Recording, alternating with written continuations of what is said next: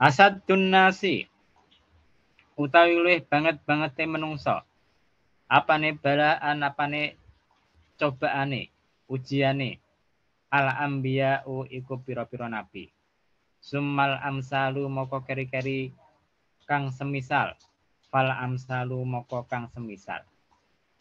Jadi maksudnya gimana? Maksudnya orang yang paling banyak ujian cobaannya itu adalah para nabi, para rasul. Kenapa? Karena derajat mereka itu tinggi sekali di sisi Allah Subhanahu wa taala.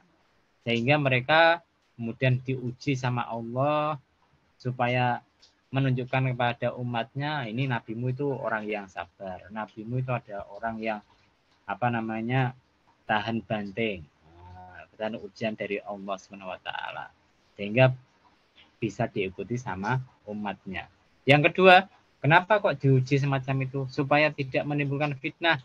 Kalau ada nabi sehat terus, tidak diuji terus, tidak sakit, kadang-kadang nanti umatnya menjadi tertipu. Wah, itu nabi itu jangan-jangan Tuhan, hanya disembah semacam itu. Nah, makanya itu nabi itu pun mengalami namanya sakit, mengalami namanya musibah dan lain sebagainya. Dan sehingga mereka nanti menunjukkan kesabaran mereka.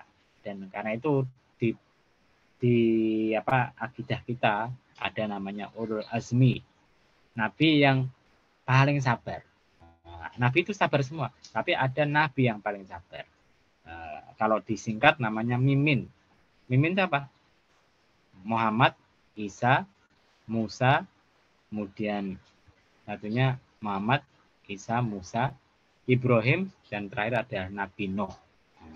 Kalau kita mungkin heran, Nabi Nuh kok termasuk ya? Nabi Nuh itu Anda bayangkan, beliau itu berdakwah ke umatnya itu lebih dari 1000 tahun. Yang ikut cuma sedikit sekali. Bahkan anaknya tidak ikut agamanya dia.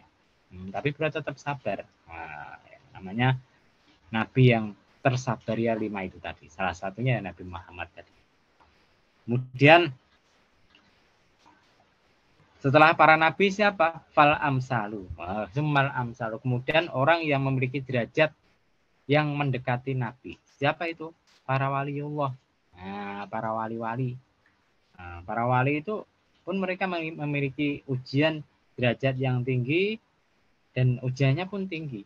Nah, kemudian barulah para ulama, setelah ulama baru para ustadz, baru orang-orang semacam kita ini. Nah, yubtala den uji ar-rajulu sapa wong ala hasabidinihi ing atase ukuran agamane ar-rajul.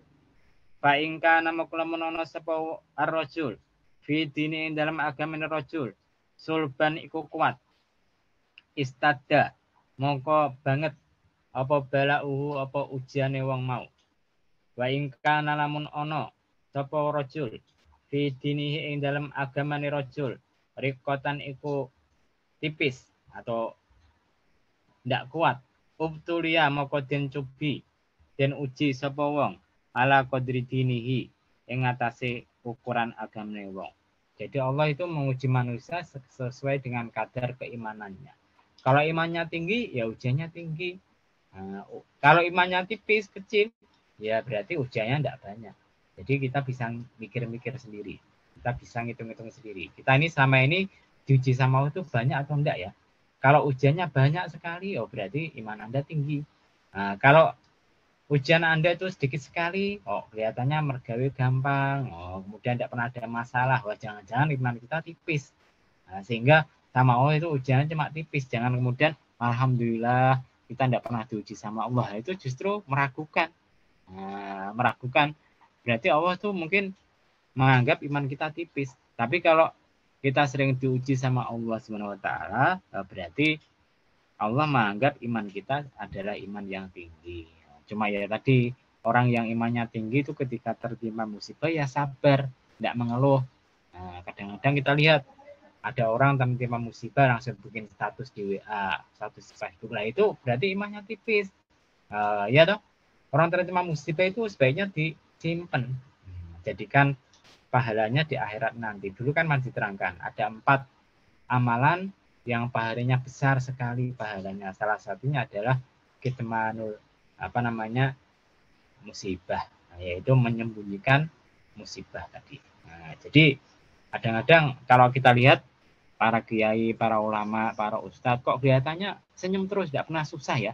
Apa tidak pernah tertimpa musibah? Mereka ya tertimpa musibah. Cuma tidak ditunjukkan kepada santrinya, tidak tunjukkan kepada orang banyak, kan gitu kan. Nah, karena apa namanya percuma. Nah, percuma. Harusnya ditunjukkan kepada Allah Subhanahu wa taala. Kemudian apa alasannya kok orang itu harus tertimpa musibah, diuji sama Allah Subhanahu wa taala? Fama yabrohu moko orang leren-leren al bala apa ujian bil abdi kelawan kaulo hatta yatrukahu sehingga ninggal apa musibah hu ing kaulo yamsi melaku sapa kula alal ardi ing atase bumi wama alaihi lan ora ono alaihi iku ing ora ono alaihi ing atase abdun apa khotiatun apa kesalahan. Rawahu riwayatake ing hadis sapa Al Bukhari Yusuf Bukhari an Sa'din saking Sa'ad bin Abi Waqqas.